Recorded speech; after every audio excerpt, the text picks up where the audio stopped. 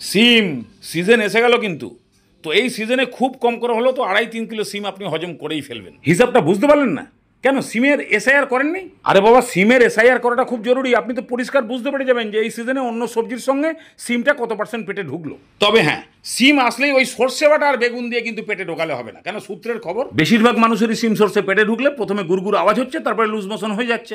এই টেকনিকটা একবার অ্যাপ্লাই করে দেখতে পারেন, কোনো গুড়গুড় ফুসফাস পেট থেকে আওয়াজ বেরোবে না, তার মধ্যে আবার সাংঘাতিক টেস্ট। তাহলে প্রথমে সিম আর আলুটাকে এইভাবে কেটে রেডি করে রাখুন। এবার নারকলের নাড়ুর মতো সাইজ হলে 3টে টমেটো, না হলে বড় হলে 2টো, খানিকটা আদার টুকরো আর ঝাল অনুযায়ী কাঁচা শুকনো লঙ্কা, এগুলোকে বেশ খানিকটা জল দিয়ে সেদ্ধ করে ফেলুন। যখনই টমেটো খোলস ত্যাগ করতে শুরু করবে, খোলসটাকে ফেলে দিয়ে নামিয়ে ঠান্ডা করে এটাকে বেটে ফেলুন। টমেটো, আদা, কাঁচা লঙ্কা এইভাবে সেদ্ধ করে বাটলে দুর্দান্ত একটা ফ্লেভার পাওয়া যায়। মশলার একটা পার্ট তৈরি হয়ে গেল। এবার বসান কড়াই, 2 চামচ সর্ষে তেল দিয়ে ভালো করে গরম হয়ে গেলেই দিয়ে দিন সিম। অল্প করে এখন নুন দিন, 5 মিনিট এটাকে ভাজুন। সিমের বডিতে একটা ভাজা স্পট চলে আসলেই দিয়ে দিন আলুগুলো। এবার এগুলোকে 7-8 মিনিট একটু মিডিয়াম ফ্লেমে ভাজুন। আলুর গায়ে একটা ভাজা স্পট আসবে, সিমগুলো মোটামুটি নেতিয়ে যাবে।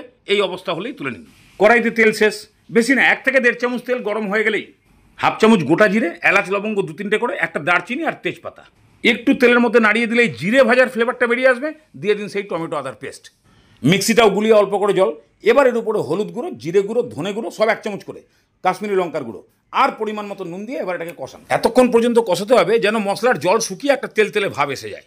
ঠিক এরকম টাইপের দেখতে হয়ে গেলে এবারে সেই ভাজা সিম আলুটা দিয়ে দিন আর 100 গ্রাম পনিরকে গ্রেট করে দিয়ে দিন। একদম টেস্ট অন্য লেভেলের হয়ে যাবে। এবার এটাকে মিডিয়াম ফ্লেমে 4-5 মিনিট খুব ভালো করে কষিয়ে নিয়ে তারপরে জল দিয়ে দিন। ওই টমেটো আদা সেদ্ধ করা যে জলটা আছে ওটাকে দিন, তারপরে যদি দরকার মনে হয় আরেকটুখানি দিতে পারেন। এবার এটাকে ভালো করে মিশিয়ে দিয়ে টেস্টকে ব্যালেন্স করার জন্য অল্প একটু চিনি আর 1/2 চামচ গরম মশলা দিয়ে ভালো করে মিশিয়ে এবার ঢাকনা দিয়ে পুরোপুরি সেদ্ধ করুন। আলু সিম পুরোপুরি সেদ্ধ হয়ে গেলে আপনি ধারণাও করতে পারবেন না সেদিনকে দুপুরবেলা আপনি কি জিনিস পেলেন। মনে হবে 20 টাকার লটারিতে হেলিকপ্টার। বিশ্বাস হচ্ছে না? ভাত পাতে খালি 1 হাতা নিয়ে বসে যান, যা টেস্ট আর কালার, মাখতে মাখতে ভাতের কালার চেঞ্জ হয়ে যাবে। কোথায় চান দে আর প্যান দে। এতদিন ধরে সিম আসলেই বানাচ্ছিলেন সর্ষে দিয়ে সিম, যেদিনকে এটা বানিয়ে টেস্ট করবেন লাগবে একদম অন্য লেভেলের থিম।